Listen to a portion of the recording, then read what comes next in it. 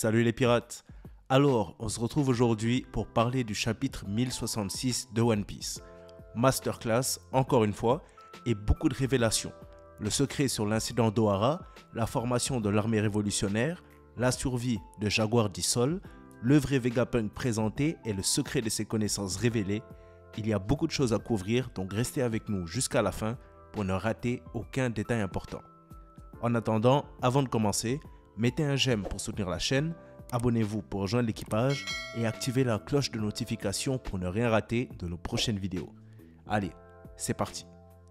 Alors, le titre du chapitre est la volonté d'Ohara et comme il l'indique, il va porter sur les détails de cet accident, mais surtout en ce qui concerne les événements importants qui se sont déroulés après l'attaque, qui sont vraiment intéressants. Pour ce qui est de la cover, c'est du Germa, et on apprend que César ainsi que la fratrie Vinsmoke ont tous réussi à s'échapper de Whole Cake, et ils sont rentrés au royaume de Germa.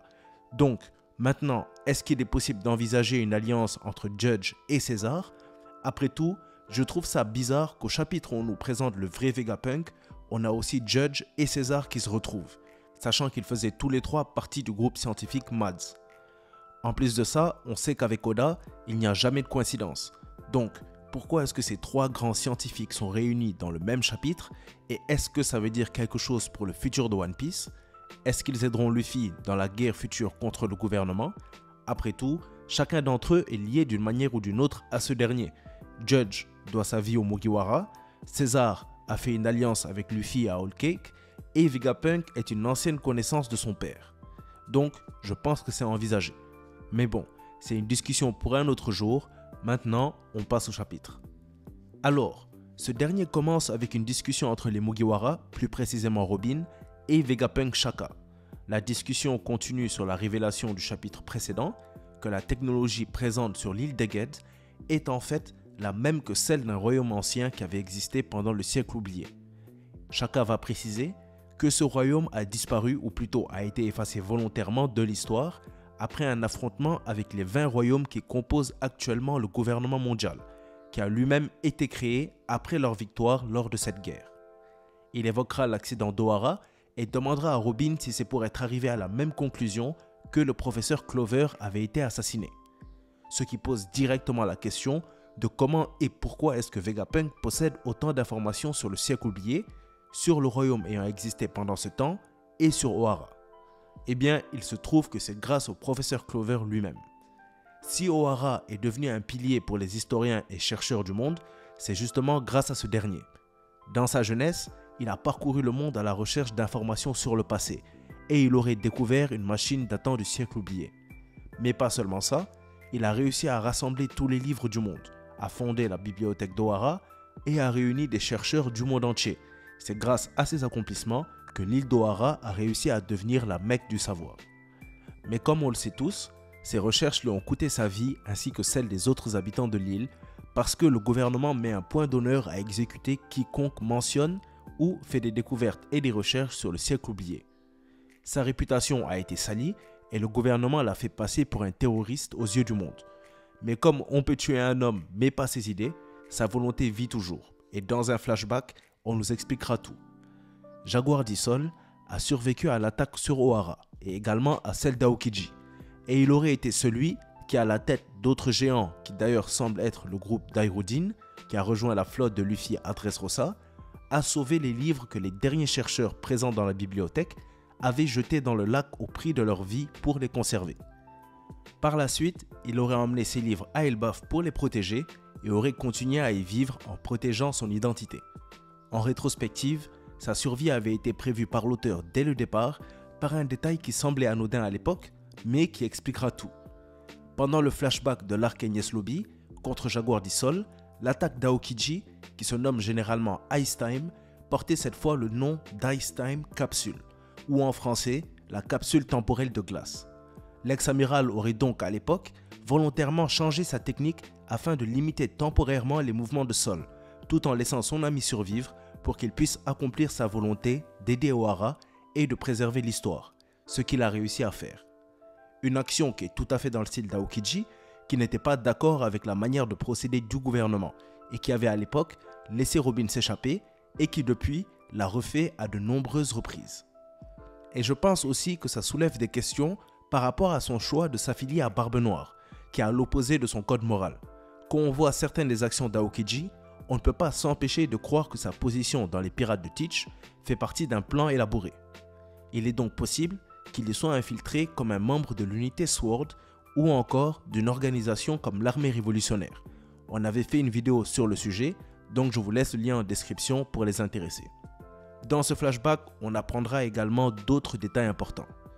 Déjà, Dragon et Vegapunk s'étaient rendus à Ohara après l'accident pour apporter des fleurs sur la tombe du professeur Clover. Ils se connaissaient déjà à l'époque et étaient aussi tous les deux des connaissances du professeur, qu'ils avaient probablement rencontré lors de ses nombreuses aventures. Leur apparence à l'époque était d'ailleurs assez particulière. Dragon n'avait pas encore son tatouage sur le visage et le design de Vegapunk est grandement inspiré d'Albert Einstein et notamment de sa célèbre photo étant donné que Vegapunk a la langue pendue. Aussi, l'expression « être une tête » utilisée pour qualifier quelqu'un d'intelligent est plus vrai pour lui que pour n'importe qui, étant donné qu'il a une tête bien plus grande que son corps. Un design plutôt comique choisi par l'auteur, mais c'est du One Piece, on s'amuse et on est là pour ça. On apprendra aussi qu'il a assisté avec Dragon au sauvetage des livres par les géants, et de là, Vegapunk aurait décidé de se rendre à Elbaf, a parlé avec Sol, qui gardait les livres et qui lui a permis de les lire, et il aurait alors mémorisé le contenu de tous les livres qui avaient été sauvés, ce qui explique ses connaissances sur le siècle oublié et qui démontre aussi l'étendue de son intelligence et de sa mémoire. On voit donc que l'accident d'Ohara a provoqué beaucoup d'événements qui marquent le présent de One Piece.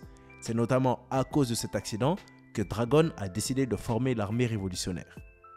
Face à la réalisation que le gouvernement ne reculerait devant rien pour accomplir leur but et posséder des moyens militaires surpuissants comme le Buster Call, c'est en allant contre son gré, lui qui selon Vegapunk déteste la violence et les guerres, que le chef actuel des révolutionnaires a décidé de former une armée capable de contrer la puissance du gouvernement et a exprimé son désir de changer le monde au docteur. Ce dernier a même tenté de recruter Vegapunk, qui a refusé étant donné qu'il préférait travailler pour le gouvernement, non seulement parce que les révolutionnaires n'auraient pas les moyens de financer ses recherches, mais aussi parce qu'il pensait pouvoir trouver et influencer des membres de la marine qui voudraient le meilleur pour le monde. C'est donc la même année que Dragon, accompagné d'Imperio Ivankov et Bartholomew Kuma, a fait trembler le monde en créant l'armée révolutionnaire. C'est donc grâce à ce flashback que l'auteur nous a révélé l'origine de l'armée révolutionnaire, comment Vegapunk a acquis toutes ses connaissances sur le siècle oublié, mais aussi la survie de Jaguar d'Issol. On attend aussi impatiemment l'arc Elbaf pour les retrouvailles entre lui et Robin. À l'époque, Sao lui avait dit qu'un jour elle trouverait un groupe d'amis qui la protégeront et avec qui elle pourra rire, et aujourd'hui elle pourra lui montrer qu'il avait raison et les lui présentera. C'était vraiment un flashback magnifique, rempli d'informations et de révélations, mais il touche à sa fin et on revient dans le présent avec le groupe de Luffy qui était tombé sur un robot ancien. Naturellement, parce que c'est Luffy, il va essayer d'activer le robot, mais sans succès, jusqu'à ce qu'il y ait une explosion et que dans les décombres, le vrai Vegapunk fasse son apparition, disant qu'il savait que Luffy viendrait et qu'il l'attendait. Maintenant, la question c'est pourquoi? Je pense que si Vegapunk attendait la venue de Luffy, alors il doit forcément connaître la légende de Joy Boy et Nika, avec toutes les connaissances qu'il possède sur le siècle oublié. Et si c'est vraiment l'homme le plus intelligent du monde, il pourrait facilement venir à la conclusion qu'il s'agit de Luffy. N'oublions pas non plus que la prime de Luffy affiche sur son image sa transformation en Gear 5, qui est à l'image de Nika. Donc, pour ceux au courant de cette légende, il est plus facile d'établir la connexion entre le fruit de Luffy et le mythe de Nika. Et qui de mieux pour venir à cette conclusion que Vegapunk? Il aurait alors potentiellement attendu ce dernier précisément pour cette raison, afin de pouvoir l'aider dans sa quête de devenir le roi des pirates. Je pense que malgré le fait que Vegapunk ait refusé de rejoindre l'armée révolutionnaire, il n'est pas non plus complètement du côté du gouvernement. Il est un ami de Dragon et il pourrait, comme Fujitora, Smoker et Aokiji avant lui, devenir un des membres du gouvernement qui auront aidé Luffy en dépit de leur position. N'oublions pas que le Cypher Paul a reçu la mission de l'éliminer, donc si Vegapunk s'aperçoit qu'ils se sont retournés contre lui, il pourrait faire de même en se rangeant du côté des Mugiwara ou de l'armée révolutionnaire. Mais ça, on le découvrira sûrement dans les prochains chapitres, étant donné que c'est ici que celui-là se termine. D'ailleurs, dans le présent, un fait amusant, c'est qu'on peut voir que la tête de Vegapunk a rétréci.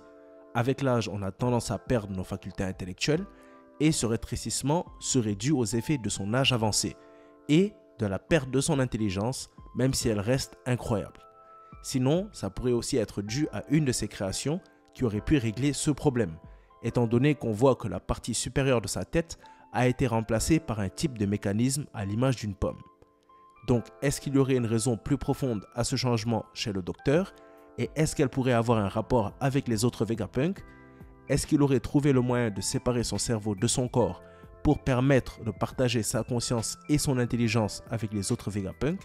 Je pense que c'est une explication plausible, mais on verra ce qu'Oda décide d'en faire. Du coup, qu'est-ce que vous avez pensé du chapitre, du flashback, de la révélation sur la survie de Sol, de la création de l'armée révolutionnaire, du secret des connaissances de Vegapunk? Quelles sont vos prédictions pour le prochain chapitre? Et surtout, est-ce que vous pensez que Vegapunk a un plan pour aider Luffy? Donnez vos avis en commentaire, qu'on en débatte. En attendant, si vous avez aimé la vidéo ou qu'elle vous a appris quelque chose, mettez un j'aime, n'hésitez pas à la partager, abonnez-vous pour rejoindre l'équipage et mettez la cloche pour ne rien rater de nos prochaines vidéos. Vous pouvez aussi vous abonner à notre deuxième chaîne, Manga Monde Off, où on couvre le nouvel arc de Bleach, dont la review du dernier épisode sort ce week-end, et où on couvrira d'autres mangas comme Black Clover, Hunter x Hunter et bien d'autres. Le lien est en description pour les intéressés.